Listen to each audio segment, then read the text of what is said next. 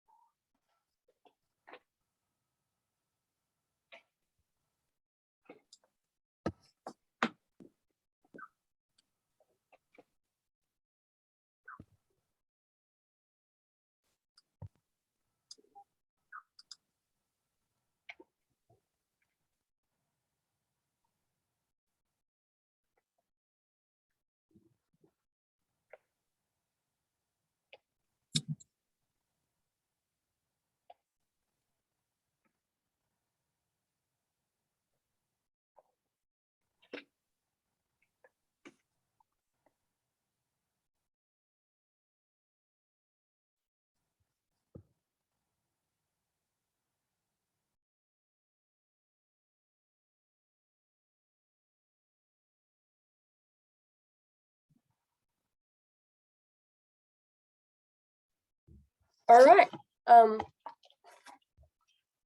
So my name is Ellen.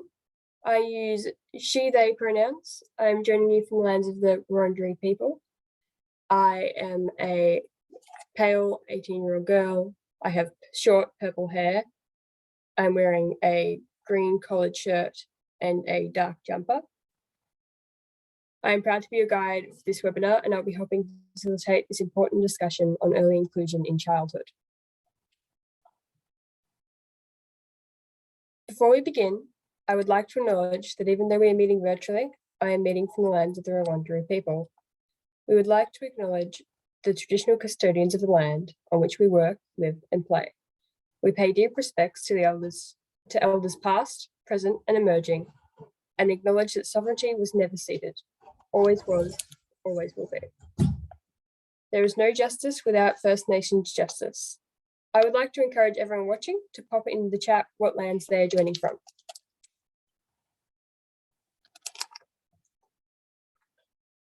I'll give you a quick moment to do that if you'd like.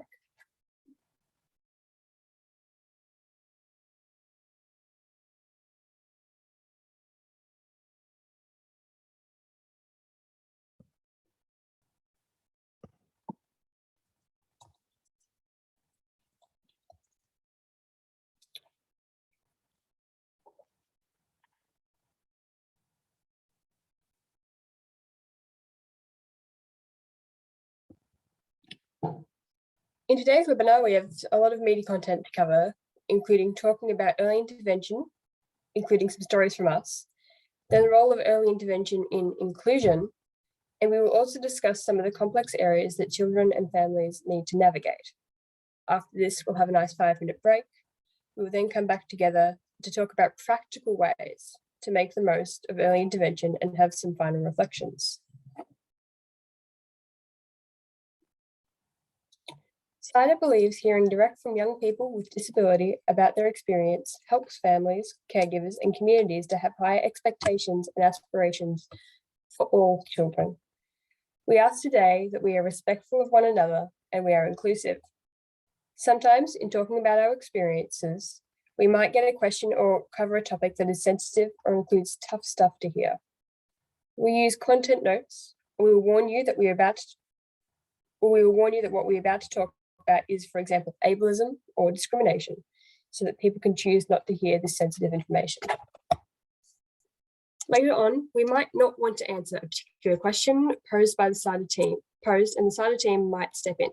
This isn't cancelling the question or shutting down the conversation.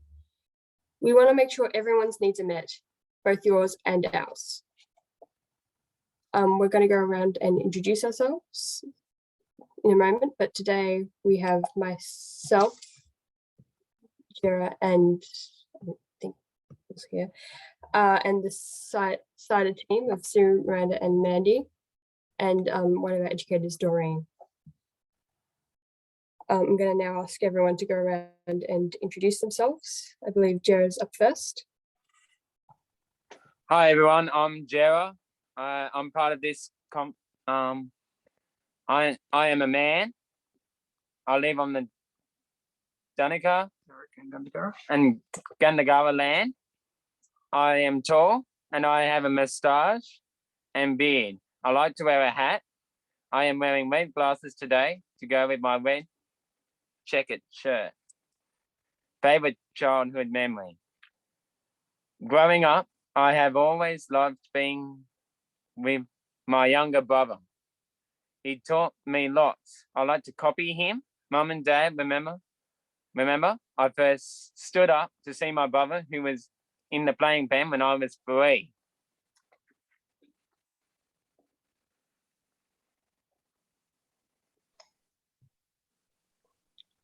Thanks, Jared. I've already introduced myself, so I'll be very quick. My name's Ellen. I use she, they pronouns. I am a pale female with purple hair. I'm wearing a green shirt and a dark jumper. And my favorite childhood memory would probably be taking my dog to the park and then realizing in horror that the dog was running through the lake and was going in, and we were all about to get incredibly wet.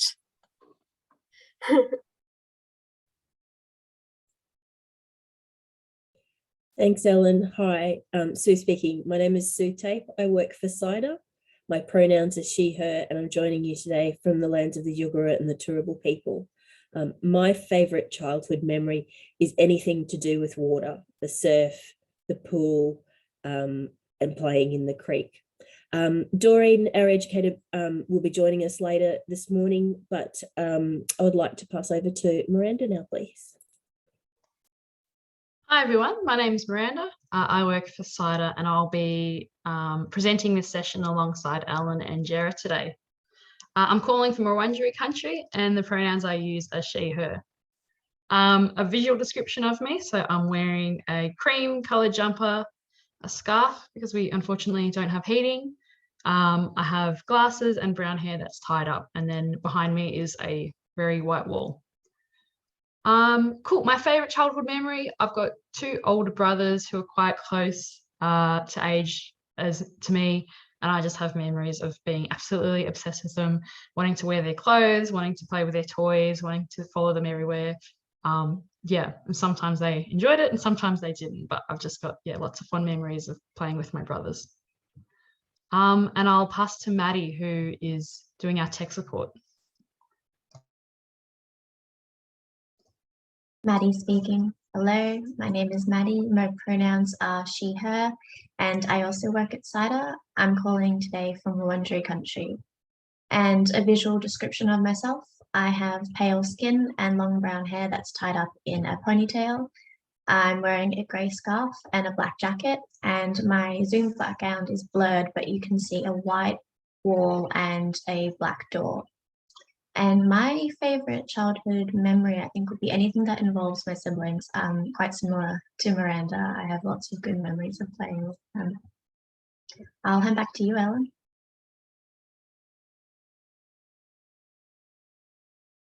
Just muted, sorry. All right, so before we get into the session, we've just got to go over some quick housekeeping. The webinar will have Auslan interpreting, which you'll be able to see on the screen along with the speaker. The session will also have live captions and they will be visible on the bottom of your screen. But if for some reason you can't see them, you can click the CC button at the bottom of your screen to access captions, I think. I don't know how Zoom works. Please use the Q&A function to ask any questions that you have. And if you're having any technical issues, please private message our webinar support person in the chat. I'm going to hand off to Miranda now. Cool, thanks, Alan. And yeah, with the Auslan interpreting too, you should be able, because obviously the slides are on the screen, you should be able to shift the slides over and make them smaller, so the Auslan interpreting image or video is bigger, so it's easy to see. Cool, so yeah, today is the second of our early childhood series. So we held our first webinar last month on the topic of inclusion, identity, language, and where to start with inclusion in early childhood. If you didn't make that session, no worries. This session has new and different information, but also it is on our website and I think on our YouTube too, if you want to go back and listen to what we discussed. I guess, yeah, this series, it's part of a series of 6 webinars. Sorry, today's webinar. And I guess the reason we decided to do 6 webinars was because we often hear from families that, it's a bit of an information overload when you start delving into this space, and you can go to a webinar and you can get swamped with a lot of information in quite a short period of time. So we've decided to do 6 webinars over 6 months, to, I guess, drip feed some, new topics and learn them, at a bit of a slower pace so it doesn't feel so overwhelming. And I guess what's really important to us as well, which I think is a bit novel with this series, is we'll be hearing in every webinar directly from young people about their perspectives of early childhood and their memories as well, because I think that's something that isn't quite easily Googled. So that brings us to today's webinar, which is inclusion and early intervention. Can we do both? And it takes us to the next step in hearing from young people with disability about what they got out of therapy or specialists during their younger years. We're also going to talk about the barriers and enablers between inclusion and early intervention. In later webinars, we'll be building on these ideas and with young people as our guides. We'll be sharing practical tips for inclusion and where to get information and supports, and also what does this all have to do with school. So I guess it's a slow build up, with webinars each month up until October. Thanks, Maddie. I'll just introduce an idea to you all as well for those who haven't seen it. This is something we do in all our sessions with young people, and it's something that young people have told us is really important. Anytime in the webinar today that we will bring up a topic or issue that might be distressing for you, we'll give you, I guess, what we say is a content note, but it's a bit of a heads up really that you can tune out if you'd like to. So later on in the session, there will be some conversations about some challenging topics, and I'll give a content note, and Maddie will also put in the chat that we'll be talking about something that you might want to step away from the computer, and then similarly, we'll give you a signal when it's finished if you'd like to rejoin. But this is something we do with our sessions with the young people, and it's something that we get told is quite important. Thanks, Mads. So early intervention. What do we mean when we use the words early intervention? Early intervention could be doing things as early as possible in order to achieve the best result or outcome. It means identifying and providing effective early support and solutions to children and young people who are at risk of poor outcomes. For a child, early intervention naturally involves their family or caregivers. So building on that definition, what is effective early intervention? Effective early intervention works to be proactive and productive with addressing challenges and needs early, with the child at the centre and with the entire family. Thanks, Maddie. So I guess now that we've introduced, this fairly high level definition of early education, where does this fit in with the child's life? So for those who were in the first session, we introduced those 6 cogs, which were developed by ARACI, which is the Australian Research Alliance for Children and Young People, and they identified the 6 needs across a child's life, that supports them to flourish. So these 6 primary areas are health, learning, housing, positive identity, feeling valued, and participating and having a say. So thinking about these 6 areas and early intervention, we can get an idea where we might see early intervention used to address potential risks and to prevent problems for children and their family. And I guess while we introduce these cogs, or these areas and thinking about early intervention, I guess we just want to make clear as well, it's not a disability specific thing. Early intervention can help all children flourish.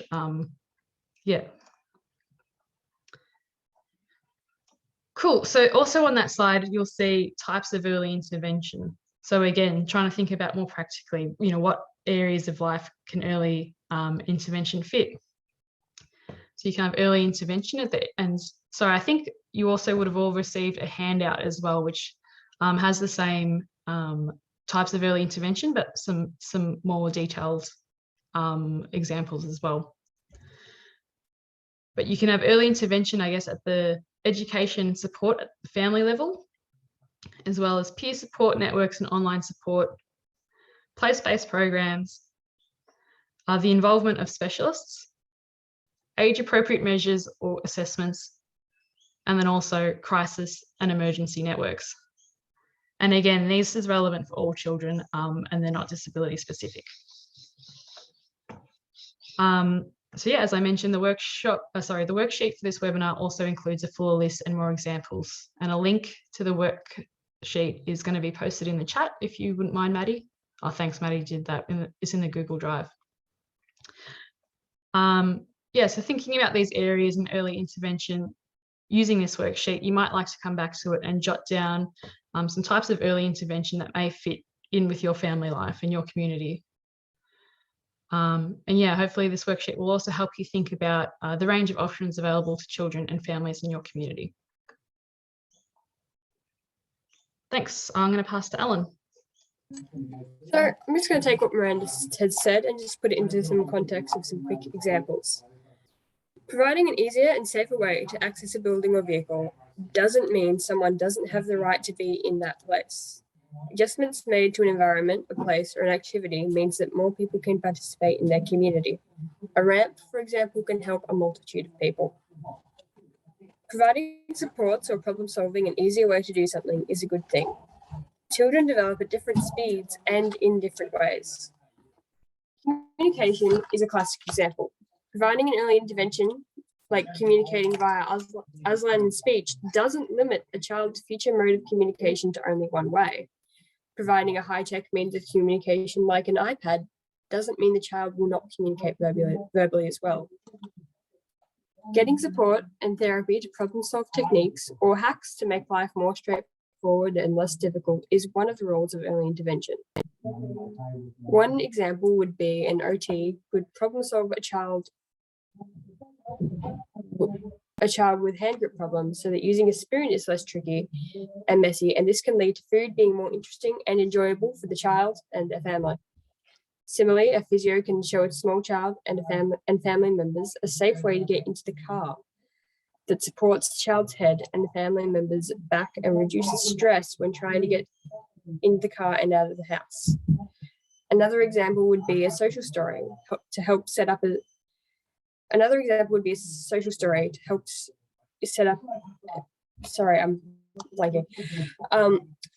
help a child going to. Another example would be a social story to help to set up a social story about going to vaccination, which can help settle a child and parent and means the family has a template for introducing other potentially tricky visits or things. My mum actually used social stories when my sister and I were little. They were a great way to reduce anxiety for autistic children. But always remember, the problem to be solved is not the child. Thanks, Alan. So yeah, I guess we've talked about some pretty high level ideas of, what early intervention is and what it could look like across different domains of life.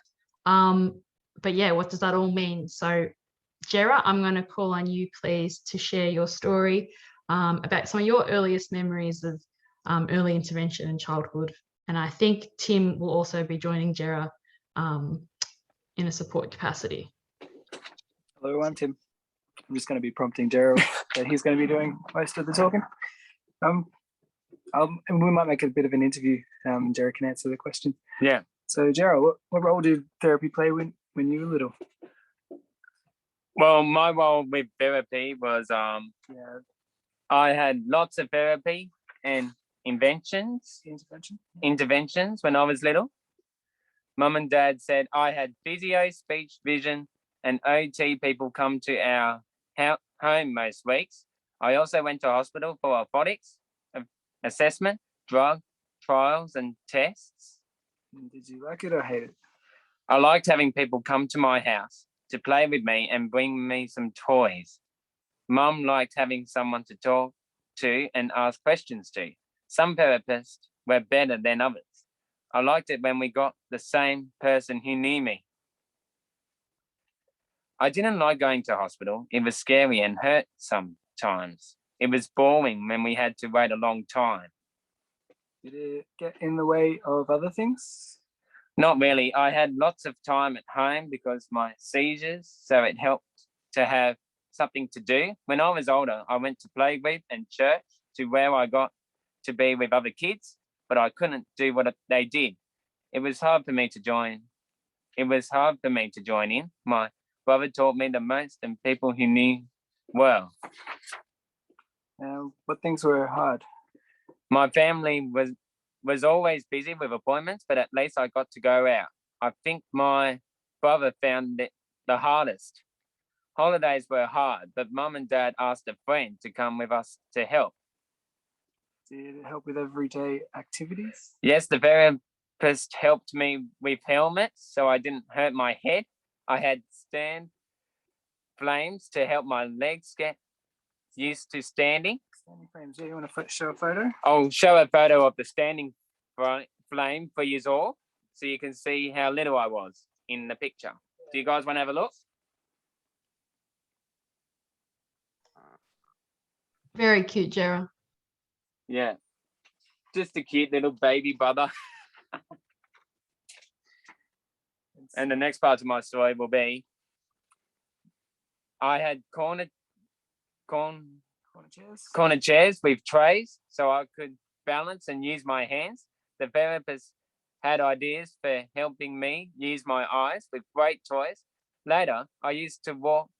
I used a walking frame and orthotics so I could walk better. Therapists made special padding for my plan, a car seat so I was safe, then also made visual clues to help with communication. I still had speech therapists for help with communication and social skills. What do you want families to hear about therapy and being a little kid? It's good to have other people you can learn from, copy and play with it. It helped me and give Mum and Dad a break. The good therapists care about my family and found group activities, toys and aids that helped me. Mum and Dad said they have more trouble with the doctors, specialists and hospitals, not talking with each other or being practical like with how you take medications. Therapy is good when it helps you with daily life and connecting to your community.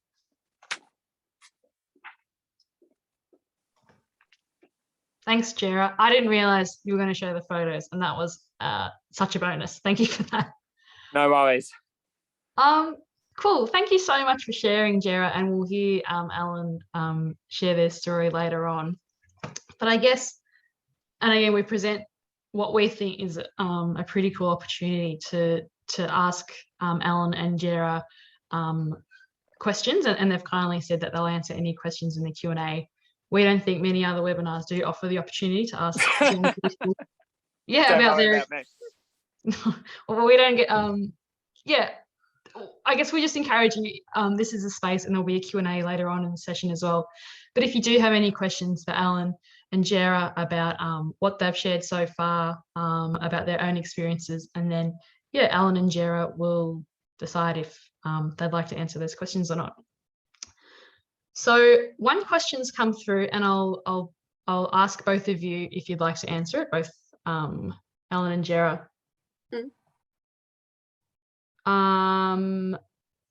Sorry, I'm just trying to read two screens. This one I'll ask for you actually, Alan. So earlier on you mentioned talking about the types of interventions, the social stories, and how that can help families. And I think the example you gave is thinking about vaccinations and using a social story to help the child prepare and envisage and before going to get the vaccination. Are there any instances in your own life where this has been really helpful? Definitely. Just trying to think of a specific one because it was kind of a part of everyday life. So it's, but one I do think I found particularly helpful was the hospital admission social story that I had made for me by my mum. So what she did was she took a few different little pictures and she captioned each one with what was happening, in what order they would happen. And that really helped me to visualize what was going to happen, when it was happening, kind of why, in the context of I was 3 and didn't really understand what was happening at the hospital. but I did understand why I needed to be triaged before I could go in, that sort of thing. So it helped me understand what was happening to me, why, and what was going to happen next, which massively reduced my anxiety about the unknown and being in a new place.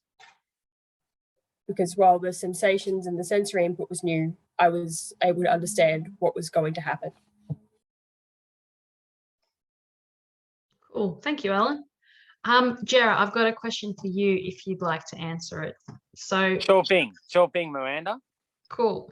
So when you shared your story, you talked about how good therapists cared for your family. Can you, what made them good therapists and how did they show their care? Well, they show how I care with the medications I take, or the medicines I can take, like, because I had seizures once going to school. Good communication. Yeah, I didn't want to be myself as what I normally would want it to, but when I went to in school, in my school, I had lots of therapists, made life simpler for for our families. own family. So they relieved your parents. Yeah, so these are my parents' family. They helped your parents. They helped my parents support me in being little as a younger brother. So it made me think, oh, being a little brother is just nice. We had a very supportive doctor, the epilepsy doctor. We had that, and also a school dentist came to school. Even we had a dentist come to school. Remember the dentist? Yeah, that looks after your teeth. You know, that looks after your teeth. It's something like that. It's something like keeping an eye on people's teeth as well. Yeah, cool. And I guess so, like, obviously, you know, growing up. Kind of like that, yeah. Very cool. Yeah, you had lots of adults, you know, coming in and out of your life, as you said, like your parents and your parents' friends, but also lots of doctors and specialists. What makes, how do you like them to treat you, I guess? Like what makes, like, how do I phrase this? You can phrase it in your own words, Miranda. Okay, cool. Just having a little think. What makes you feel all right. comfortable when you're talking to doctors and new adults and new people? How can they best make you feel comfortable? Yeah, that's a really good question you asked there. I think with doctors, it's more important about the heart, or your heartbeat, or your chest, or your whole body could be an idea. Do you like it when they're friendly? Yeah, I like it when they say friendly things to me, like, "Oh, just stand still, Jera. You're only little," and then they give me clear instructions, like, "Hey, don't go there. Just stand where you want to stand, and just give it all a go when you have to." Like, because we don't have to do it for you as a parent. You can do it by yourself. As a little, I don't know, bit of ups and downs there, but you can have little time to yourself, or little times as a baby, and give it all a go. Something like that. Is that? No, that's Did perfect. that answer your question? Perfect. Thank you, Jera. Alan, I guess, yeah, similar. Did you have similar experiences as Jera? You know, lots of adults coming in and out of your life, and, you know, different doctors. You know, what did you like and what didn't you like? That helps you make you feel comfortable. A lot of my therapy was very play-based, so I didn't necessarily realize I was having an appointment. I was like, okay, we're playing this game now, or the nice lady is asking me strange questions, but I'll answer them, I guess, kind of a thing. But I think that something that made me feel a lot more comfortable and really helped me to engage was when doctors and therapists and such would engage with my special interests to help me get through the appointment. It could be letting me just rant about the latest My Little Pony episode, or, you know, making a comment about my t-shirt if I was wearing something to do with something I was really excited about.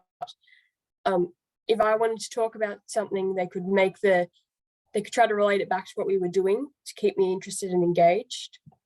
And another thing I feel like is really important to make people more comfortable is just to be really clear about what's going on. Like, if you're being, say, moved around or needing to do a certain exercise, I found I was more happy to do it if I understood why. For example, if someone said you should stand on one leg, I'd be like, well, why would I do that? Why would I want to? But if someone said, if you stand on one leg for a while, it will help you get better at balancing, I would be like, okay, let's do that. So making sure that they understand as clearly as possible, I think is very important. Yeah, cool. Thanks, Alan. And I guess later we will talk a little bit about child agency. And I guess what I mean by agency is, them being included in the decisions and what's happening. So, yeah, I think kind of what you mentioned, understanding what's going on is a really important part of agency, and for the child to feel included in the process. Are there any other tips or things you wish, could happen for yourself and other young children doing therapy and feeling included in the process? It's a very broad topic, so it's kind of hard to think for like any tips because there's so many different types of therapy. I'd say choice is a very important thing. So like if the child really doesn't want to do something, for say, like I personally don't like the feeling of touching grass. Like don't force a child to do that. It's very important that they feel in control of their own body. Yeah. Cool. Thanks, Alan. You did very well answering a question that wasn't very very well worded by me. So well done. Cool. I think we'll move on, but we will have a Q&A later, and it'd be great to hear from you, Jarrett and Alan, again. And if there's anything that comes up from your perspectives as well, which I haven't asked in the Q&A, we can talk about different topics you think need to be explored as well. Cool, thanks both. I don't think there are any questions. Let me just double check there were no questions from the audience before I move on. I don't think.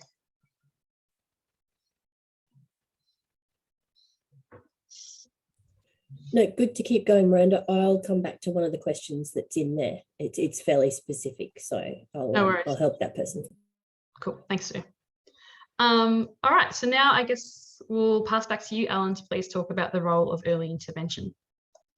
Okay, so I'm just going to quickly talk about how intervention is involved in inclusion for young children and their families.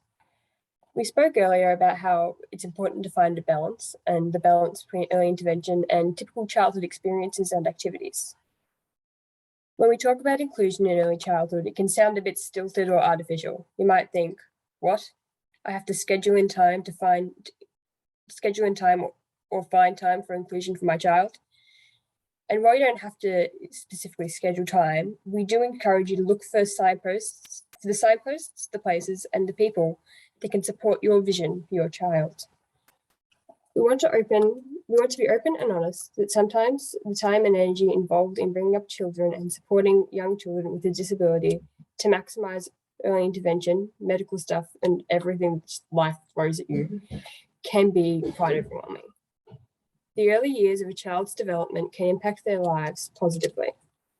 Research tells us inclusive and accessible early childhood experiences are one of the surest and most sustainable pathways to an inclusive life and all the benefits that brings to the child and their family. So there is a bigger balancing act for families and caregivers. We don't say this to overwhelm people, but to be open about the need to support children and their families with this balance. So let's get into some more practical ideas around early intervention and inclusion. There are now 4 images on the screen, and we challenge you to think now about what is happening in these situations.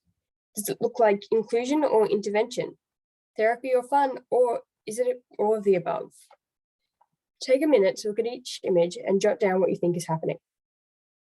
The top left-hand image has 2 children leaning over the side of the bed. The top right-hand image is a small child holding 2 balls, while 2 other children are in front of her. The bottom left-hand image is a small child feeding a doll, and the bottom right-hand image has a small child about to emerge from a tunnel. Take a minute to look at each image and jot down what you think is happening. Please feel free to add your ideas to the chat, and I'm just going to give you all a moment to do that.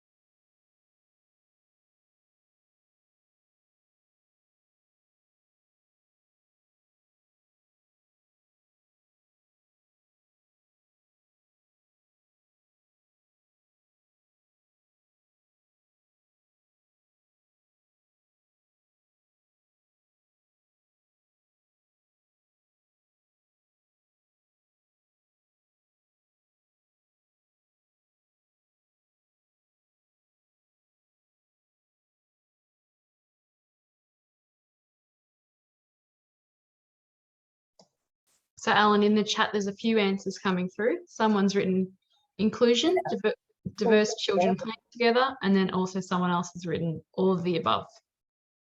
So I'm just going to go through now and discuss what the photos are with some possible answers.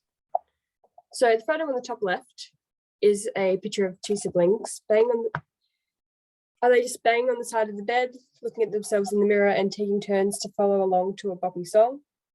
Or is it an example of role modeling, turn taking, call and response, cause and effect, musical interpretation, and relationship building? Or is it all of the above? The top right-hand photo, we see young peers or friends comparing one ball to another, asking for a turn. Or is it examples of emerging friendship skills, turn taking, role modeling, and language development?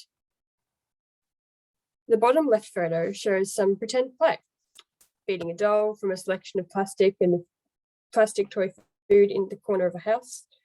Or is it fine motor skills practice, imitation, acting out steps of a familiar routine, building confidence and empathy? Or is it all of the above?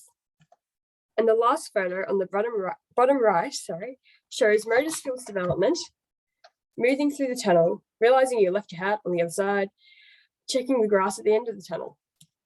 Or is it navigating new spaces and textures, turn taking, following requests and suggestions, and completing a task? Or is it all of the above?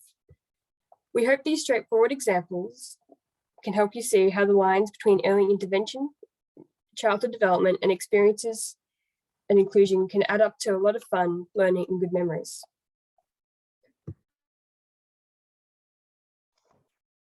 Thanks, Alan. Cool, and I'm going to handball it back to you fairly quickly for you to please share your prepared story similar to what Jerry earlier. So even though I was actually flagged as autistic at 3 years old, I wasn't officially diagnosed till I was about 7. So my provisional diagnosis was global developmental delay, and my therapy plan was designed accordingly. Most of my speech pathology was through music therapy, and when I did have actual speech sessions, it was in the format of play, such as word games or reading a book together. This was intentional, as the therapist was trying not only to help me, but also demonstrate to my mum and dad how they could help my development at home. Most of my occupational therapy was also delivered through play. I went to a movement group called Wiggle and Giggle when I was 3, and another called Hop and Flop when I was 4. I didn't know they were therapy. I thought that was just what kids my age did. Mum and I would practice the dance moves at home so that I would be able to keep up in class. And now in retrospect, I know that she was doing our therapy homework. I did have one-on-one sessions with the OT, but I honestly thought we were just playing with a nice grown-up. We would play games inside, like throwing beanbags into a bucket and scrunching up paper into balls to throw around. Mum would play too. We also played outside, jumping hoops or making paths of stepping stones to jump from one to the next, or drawing hopscotch on the ground.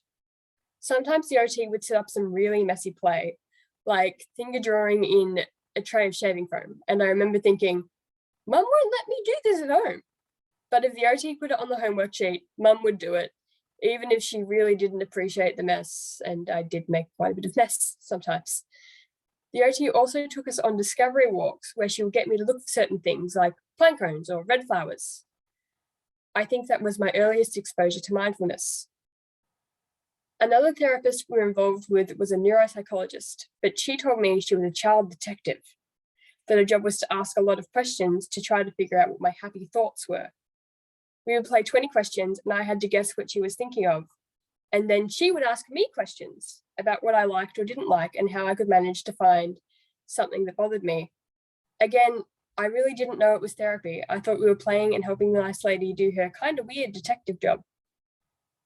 So I don't have any memories of therapy being intrusive or destructive.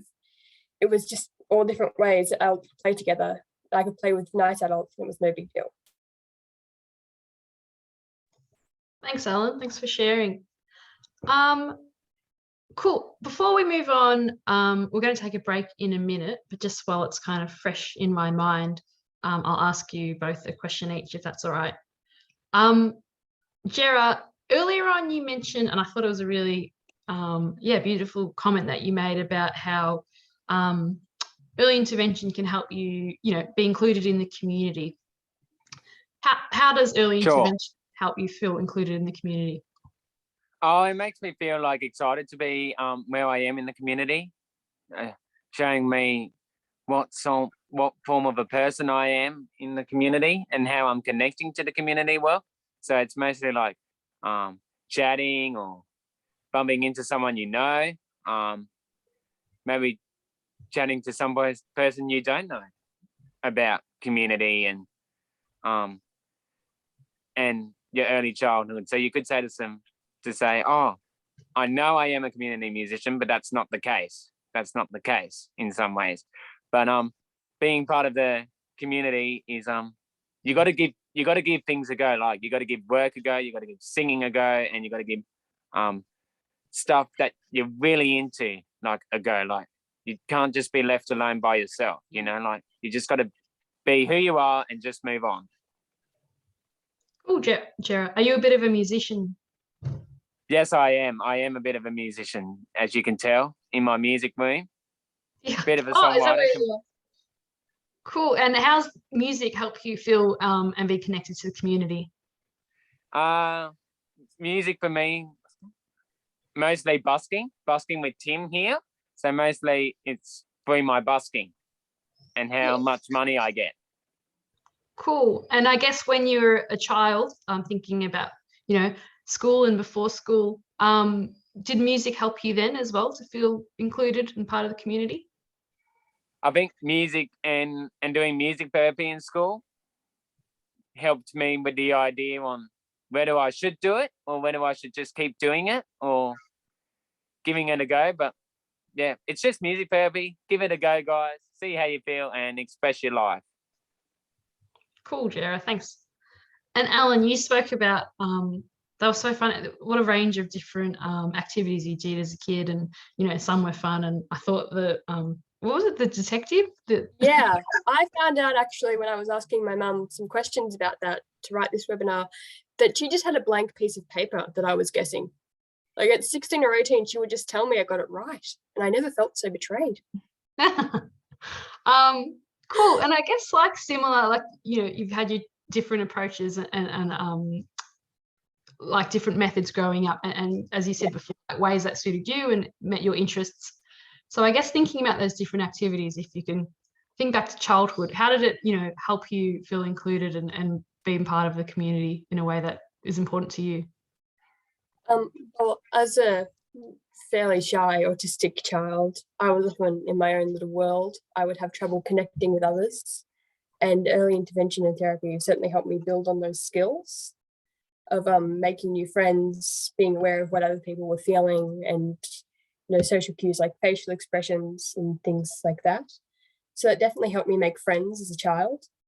It also really helped prepare me for school with things like gripping the pencil, which I had quite a bit of trouble with initially, so that I could write comfortably.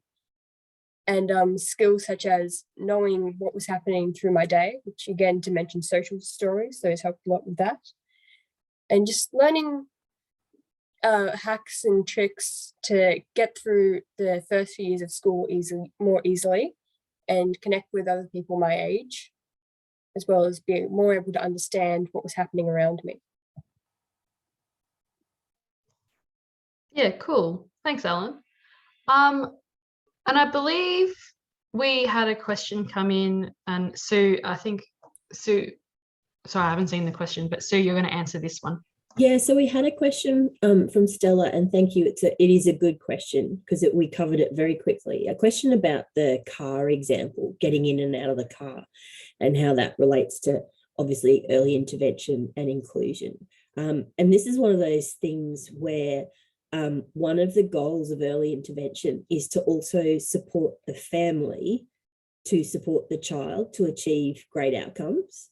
So getting in and out of the car with small children, one, or in my case, it was two, only 18 months apart, getting some advice from a physio around how to do that successfully to avoid some sensory overload, also just to do it safely. So children and myself weren't getting run over or hurting backs and things like that. Just having those hints and tips very early on meant that one of the things of just getting out of the house and going to the park or going to the pool or whatever was easier to do. And that meant it was one less thing to think about, and we could focus on where we were going and the fun that we were going to have, because the car experience for many kids can be quite overwhelming, and having those physical tips and tricks means that I could focus on all the other stuff. Because the other thing that I was taught as a parent of a child with a disability is around consistency in communication and routine, and just role modeling those from even when my youngest was really small. And we also found, and I don't know whether Ellen would say this as well, that some of the things that are found or shared with you for your child with disability are actually really helpful tools for your other children as well, regardless of disability or not. So, that consistent communication and routine was helpful for the whole family, even the 40-something-year-old male member of the family. That consistent communication was helpful. So thanks for the question, Stella. I hope that helps. Thanks, Sue, and thanks, Stella, for the question. Cool. What we're going to do now is take a 5-minute break and give Alan and Jera a well-deserved break as well. So I'm based in Melbourne, which is 10:49 a.m. I'm not sure what time that is elsewhere, but 5 minutes from now. So if you could please return at 10:54 Australian Eastern Standard Time, that would be helpful. And if Maddie, you could please put that in the chat as well.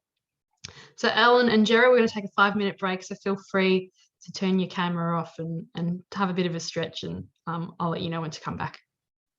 All right, thank you.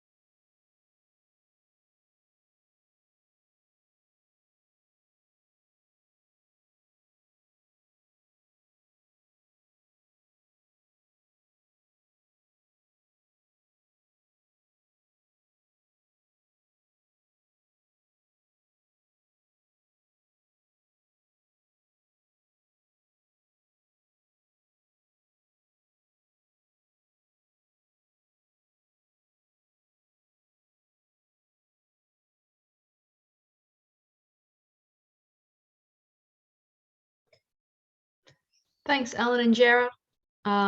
When you're ready, if you could just come back online. Oh, very prompt. Thank you both. No, not a problem. We were just looking at the photo frame as well Oh, nice. when I was cute. Yeah. Very nice. Cool. And Tim was calling Jody over the phone, so a bit of this and a bit of that too. No worries. Thanks, Jared. All right, I'm going to continue on, and I'll be doing a fair bit of talking for the next 5 or so minutes. But before we do, I do want to give a content warning for the next slide, and for some of the content I'm going to talk about now. Yeah, I guess we thought as part of this webinar, it's really important to acknowledge the complexities of navigating this space as a family and as a child. And we wanted to reflect what we hear from the community about their experiences. So yeah, I will give a content note. We will be talking about some ableist ideas. So for those who might not know the term ableism, I guess it's similar to that of racism and sexism.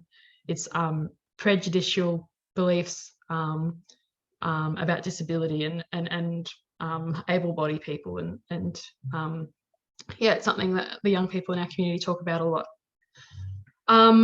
So if you did want to disengage, I think this section goes for about 5 minutes. Maddie, if you could please put in the chat when the section's over. Yeah, if you wanted to disengage from this section, turn the microphone off, that will be fine. Sorry, your audio off, and then Maddie can let you know when we're finished talking. So yeah, talking about early childhood, I guess we wanted to acknowledge the complexities. For some of you on the call, you may have experienced this. I know there's some early educators listening in as well. I guess you probably see this from a different perspective, but I guess we want to share what we hear from families as well as they navigate this space. So we hear from young people and families that at times the early years of childhood can be really full on. So we're going to take a moment to address what child intervention is not supposed to be. We'll talk about the challenges and complexities of early intervention and inclusion shortly, but we also want to acknowledge that sometimes time spent on identifying and diagnosing disability or developmental delays in young children can be a real time suck away from inventive early intervention and also just being a kid. Sorry, I also forgot to say, Alan and Jera, if you want to tune out for this section, feel free to as well. Yeah, so we often hear from families in our community that families describe the journey, as often siding with the GP that sends them and their child off to specialists and services. This process can be expensive, stressful, and lead to a juggle of paperwork and appointments. Actual solutions and practical ideas may be missing or slow to come. And I guess following on from the previous seminar, when we talked a lot about identity and culture, that was the first main theme, I guess, and something that young people always tell us is really important. Identity, how people view and talk about them impacts their own identity and how they view themselves and their place in the world. So yeah, I guess we're going to talk about what you may hear, from other people, and I guess just a reminder, like, this isn't what early intervention is, despite others' inputs and attitudes.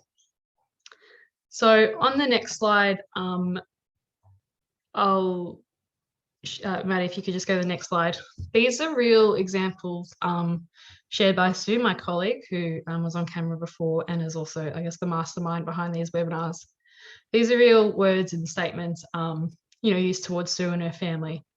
And we just want to, acknowledge that, words can really hurt. So what we're discussing in this webinar is about supporting your child to flourish in their own right. It's not about fixing your child or expecting them to assimilate into what are normal behaviours or other similar tropes. So on that slide, please take a moment to read the words on this slide. We've included on the slide some examples of the questions and comments that were said to children and their families as young children.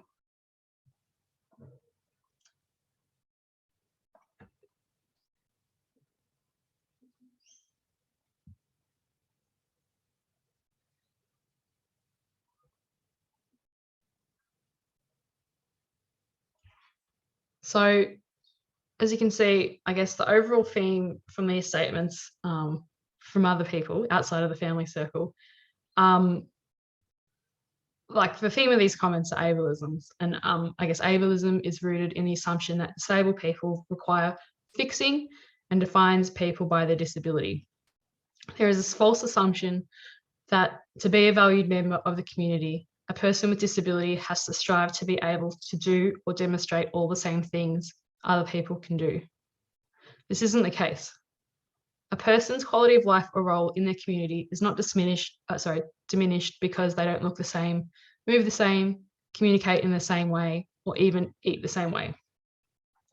Whether someone needs supports for personal care like eating, toileting, getting dressed, or wiping their eyes or nose doesn't define their potential and doesn't limit their opportunities for the ordinary things in life.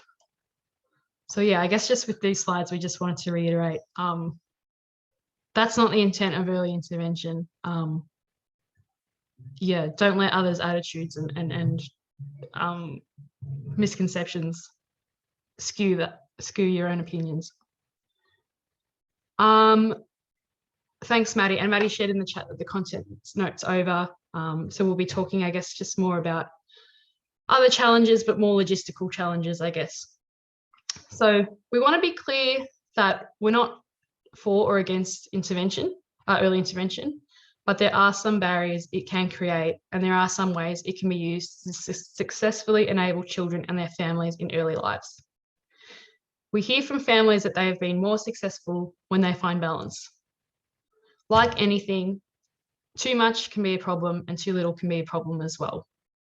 So let's talk about some of those enablers and barriers in more detail. So resources. There's a lot of information and influences out there. This means you can be overwhelmed and at the same time have a vast array of inputs to help navigate the early years. Accessing information in 2022 means children and families need access to reliable and affordable technology. Sifting, sorting, and working out what to do with that information also takes a lot of time for the family. Families will look for people to help guide them and provide support to access resources that help them. Number one thing on the wish list when we speak to parents of young children in our community is that they're after targeted information for their child, their community, and their own needs. Naturally, if someone offers to help you or direct families of young children, they will look for trusted sources, welcoming places, and reliable people who help them achieve outcomes and their goals. So yeah, just acknowledgement that information, it can be a bit of an information overload, but also in the same sense, yeah, it can be a real bonus having access to the internet and information at the tips of your fingers as well. So just acknowledging it's a challenge. Culture. Families may find that they are offered special programs or services. This might mean that they might miss out on or have less time for typical childhood experiences. Families have to make decisions every day about juggling priorities, family needs, and circumstances. This warm welcome and feeling they need to take up the special options does impact what is a parent's natural authority or approach to making decisions. Searching for an answer to diagnosis and defining disability tends to drive conversations and choices, not necessarily the natural rhythms and activities of childhood. So this delicate tension between time, energy, and effectiveness requires a balancing act.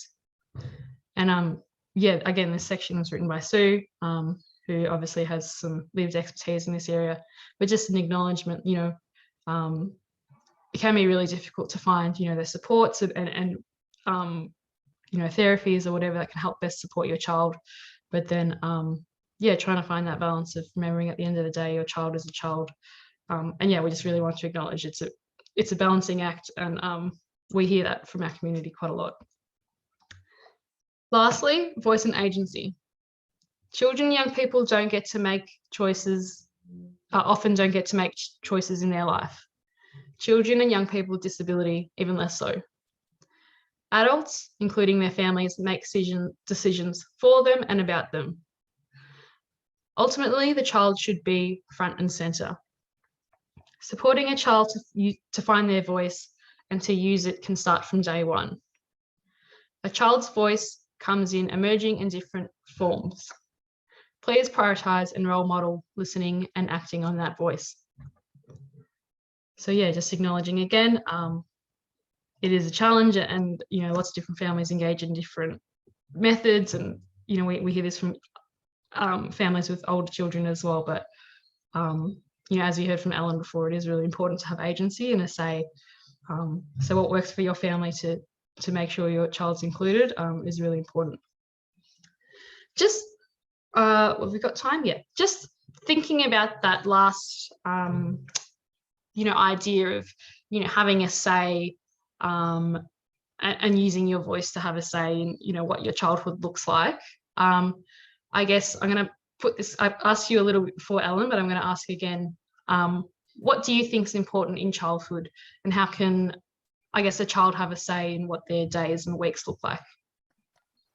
Well, obviously, children don't have a whole lot of control over their lives, especially when they're young, and in some aspects, maybe they shouldn't. I mean, if I could have total free reign as a kid, I would have eaten nothing but Fruit Loops. But I do think it's important to offer choice whenever you can, even if it's in really small ways, such as, what color t-shirt would you like to wear today, or what sandwich do you want in your school lunch?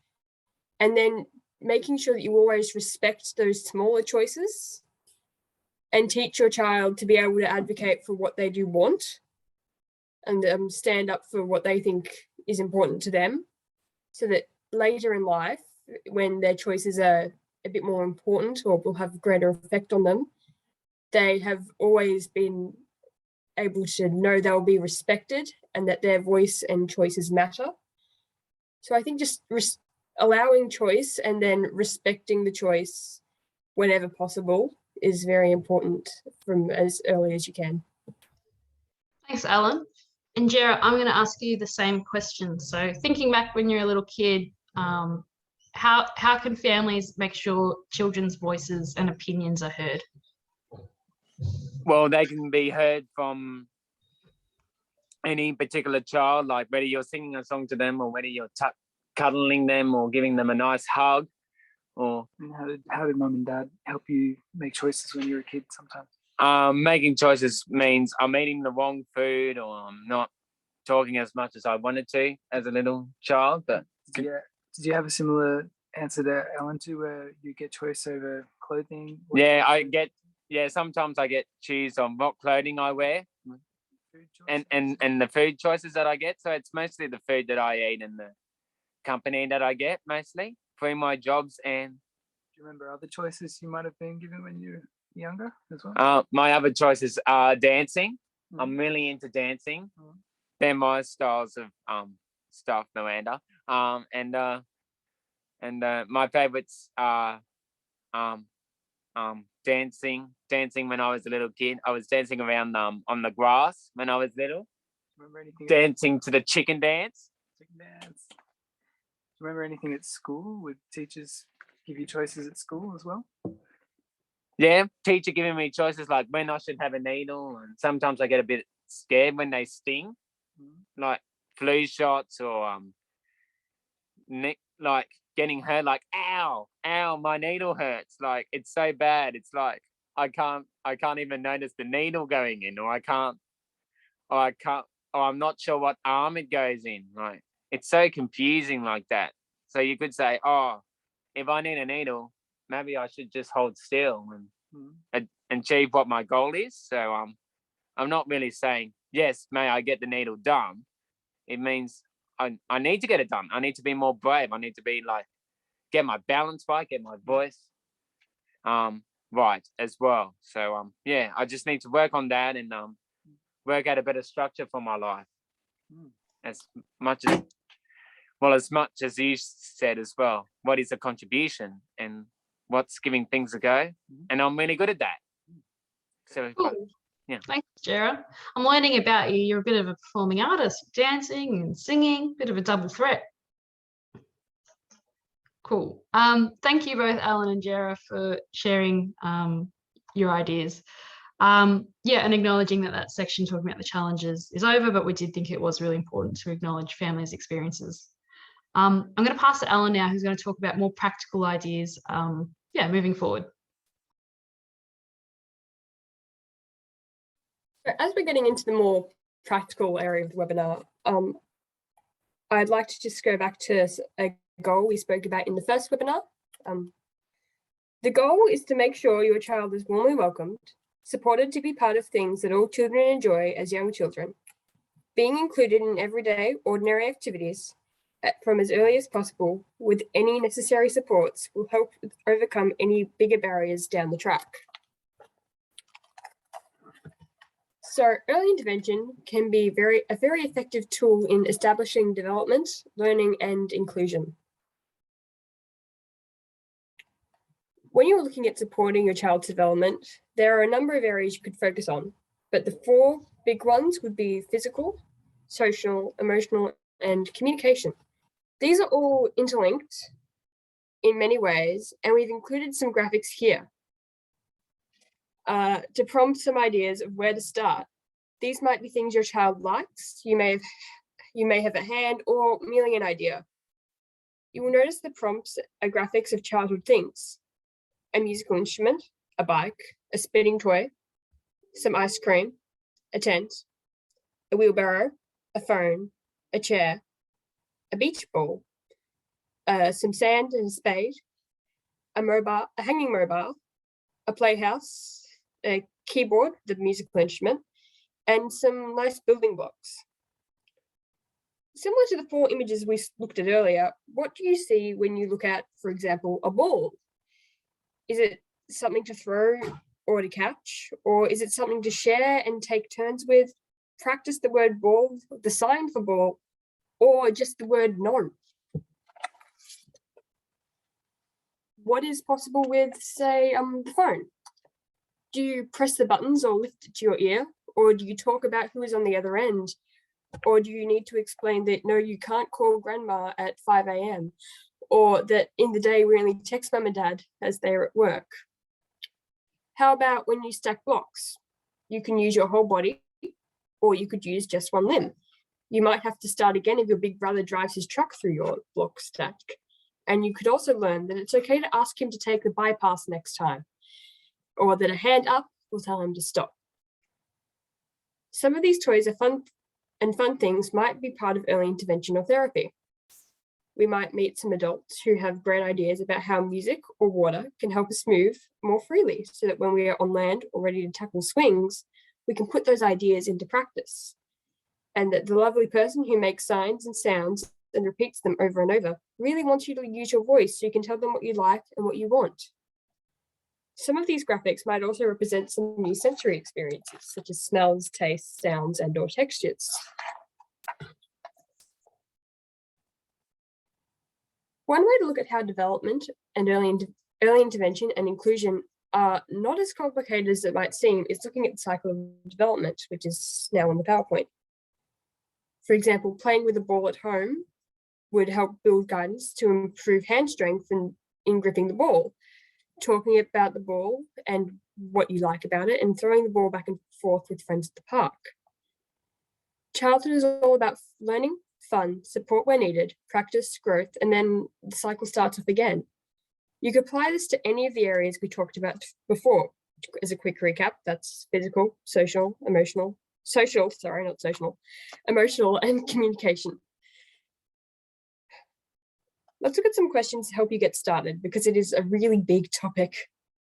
What things do you do every day? Where do you do them? Who is involved? What's the goal? What works well now?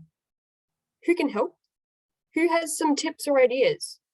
What do you need from professionals, and what resources do you need? Where do you want to start? It's never too late to start small and to find people who can help you. And I think we've got a Q&A with Miranda now.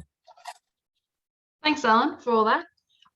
This is the last opportunity for Q&A, and I think we've only got a few minutes for it. So I just really encourage the audience, if there was a question you had for Jera and Alan, this is your opportunity to ask directly, like, their opinions on the topic. Cool. While we wait to see if there are any questions that come through, I did have one for you, Ellen. Just let me scroll up. It was about the social stories that you were talking about earlier, and how you found them helpful. I wondered, did you have an opportunity to co-create these stories with your therapists? I did. I really enjoyed it. So that would be something we would do. Say if I knew if we knew in advance that I had an appointment at the hospital, to help me get ready for that, we would talk to the OT about what we were doing, what I found hard, and then we would make the social story bearing those things in mind. And I actually have a little story about it. So I believe it was the Box Hill Hospital, and at least as when I was there, they had a big aquarium in their pediatric ward. So when I knew I was going up to the pediatric ward, I didn't want a photo of a bed.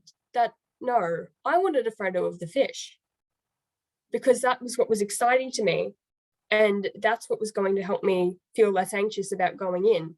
Not there'll be a bed, but because of my involvement, I was able to give feedback and say, I don't want to think about going to a hospital bed. I'd rather think about seeing the fish. So my involvement with making the social stories was often picking out the pictures.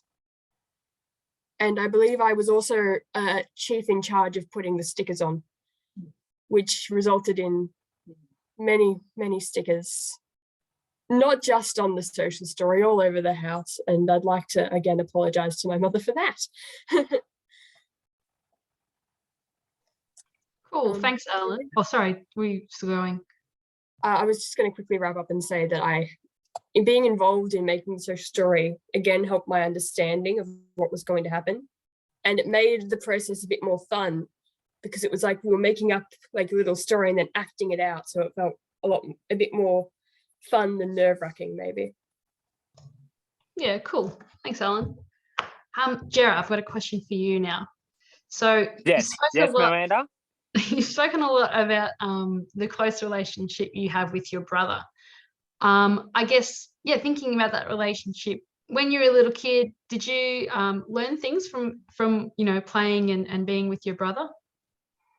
Yeah, I remembered how we danced the chicken dance, like I just showed you, the chicken dance. And it made me think, I did it when I was a little kid in partners. So I was wheeling the pram. I didn't know exactly what I was doing, but I was wheeling the pram, having a really good time, meeting a younger brother. We used to call him Uncle Manning.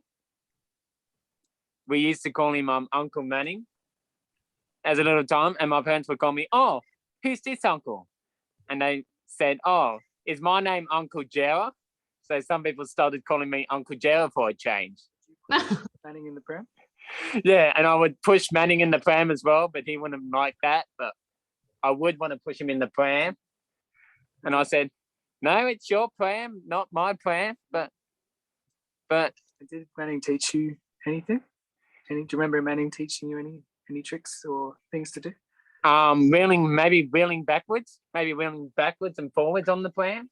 He might have done that, or going forward, like going too fast. You would think like that's really too fast. Like that's so hard. How can you control the baby like that, Miranda? Like how can you control like your childhood, your birth, your sense of activities being good? And I like your question too, Ellen, but we'll get back to you shortly. But yeah, my childhood's mostly like What about at school? Was Manning helpful at school? Did he? Yeah, Manning was helpful at school. I got a lot from him on what I should do better at school, whether I should become a good listener, or just not talking when it's a good time to, or So just wait till there's a space. Yeah, cool. So we did a bit of role modeling for you. So yeah, just some role modeling on how to improve my conversations better. Yeah, cool. Sounds like a good brother. I'm going to pass to Sue, who's going to answer a question that came in that will probably best answered from a parent perspective. Thank you. So another great question from Stella. Thank you, Stella, keeping us on our toes. So really good question about, I suppose, parents or families being initially reluctant to approach potentially a diagnosis or support for their child, and being, I suppose, either in denial or focused on the negative impact either of the thing that's going on or the negative impact of what might be involved. So some of the things that I found really helpful when working with people around my child was gentle probing questions about, were we as a family seeing the same things that they were seeing? So without making it an inquisition as to making them feel like you're asking about their parenting, but giving examples of what you're seeing, and are they seeing the same thing at home, and what does the family do in those situations? How does the family help that child to be successful at home? And maybe that will open the gateway to having a more fulsome conversation, because I think it's about building recognition for the family that there's great opportunities for this child to be more successful. The other thing that I found really helpful is when professionals would share their experiences with other families. Now, obviously in a very confidential way, so not naming names or identifying things, but they'd tell stories about other families, and you start to see things that make sense in other people's experience. And that's why we're doing things like this webinar, is so that you can hear stories from like Ellen and from Jera and other people, and a little light bulb might go on and you think, oh, I really liked what Ellen said about the social stories and sitting down and talking about what's hard at the hospital before we get there. So as a family member or as a parent, just trying to fire off those little light bulbs for the people that you come into contact with, and helping them to see that you're on their side, and that you want to find the right way forward. But there are definitely families that find it really difficult to have the conversations. So you might need to pick into what they're going to connect with to start the conversation. We hear from a lot of young people and families how non-professionals provide their opinions and their diagnosis, in inverted commas, without necessarily any expertise or qualifications. And that's obviously very confronting and isn't the right approach. And I suppose starting quite small and starting out with phrases that go along the lines of, Ellen's, sorry, I'm going to use you as an example, Ellen. Ellen's had a really good day today.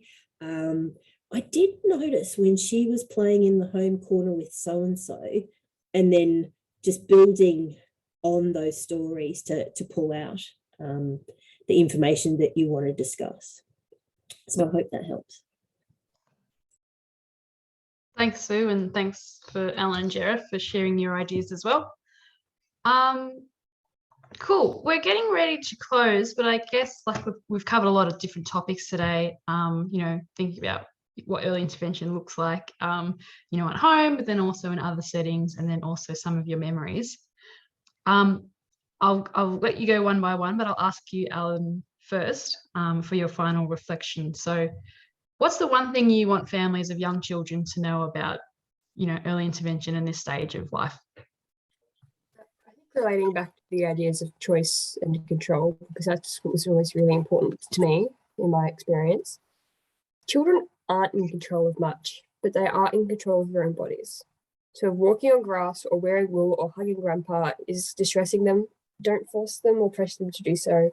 Please respect that choice and allow them the control. And I'd also like to say that all children will develop differently and at different rates. So please don't be worried if your child is maybe not developing as taking their time in comparison to their peers. So like there's no real limitations as long as the child is motivated and believes that they can. Thanks, Alan. And Jera, any last ideas or comments for you that you want to leave with families? I just want to say, be in your natural world, be where you are at the moment, and a big shout out to everyone who participated on Zoom. Thank you so much for being here, and thank you for being part of our lives. And to all of you, I wish you all the best in the near future. And thanks again for this time together now. Beautiful. Thanks. Goodbye, Jared. everyone. One moment, Jared. Don't hop off just yet. Oh no, sorry. That's all right. But thank you for your reflection. Maddie, if you could please change the slide. Oops, I missed the slide. I guess what we wanted to leave you with, sorry, Maddie, if you could go back 2 slides, I missed one before. I guess from a CYDA perspective, what we wanted to leave you with for your own reflections after this webinar is a quote from the book featured in the slide.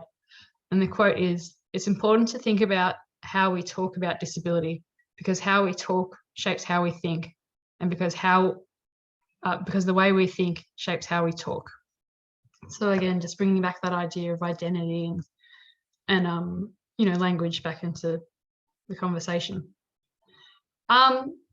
Cool. I'll start wrapping us up, and thank you to everyone who did attend the session. And you know, a reminder that this was the second webinar of 6, and we have our next one in July is the tips for inclusion. What are the easy things to start with? You can head to our Eventbrite page to register, and also check out CYDA's social media accounts. We'll post about them, but we also post about all the other work that we're doing as well. Cool. And then I think, yeah, Maddie's also posted the link where you can register and check out some of the other webinars in coming months as well. I do want to acknowledge that, oh, sorry, and also Maddie's going to put our website too. If there was any other information or supports, CYDA's website is in the chat as well. But I do want to acknowledge that we did talk about some topics today that, you know, could have been quite, you know, distressing and make you feel uncomfortable or upset. And do want to acknowledge that, yeah, please reach out to support services, which Maddie will put in the chat. And then there's also a slide. So there are supports available, and we really do encourage you to reach out to those if you just feel like you need to chat a little bit further. And also feel free to reach out to CYDA as well, and we can link you with supports and services that we're aware of as well. But other than that, I really just want to say a big thank you for coming along. Big thank you to Alan and Jera for sharing their stories and being very generous with their time. I think it's been a really great session. So, and Maddie, thanks for putting the support services numbers in the chat and the websites as well. But yeah, otherwise, please stay engaged in CYDA's work and yeah, follow us on our social media channels to see what other things we're up to. That's all. Thank you very much.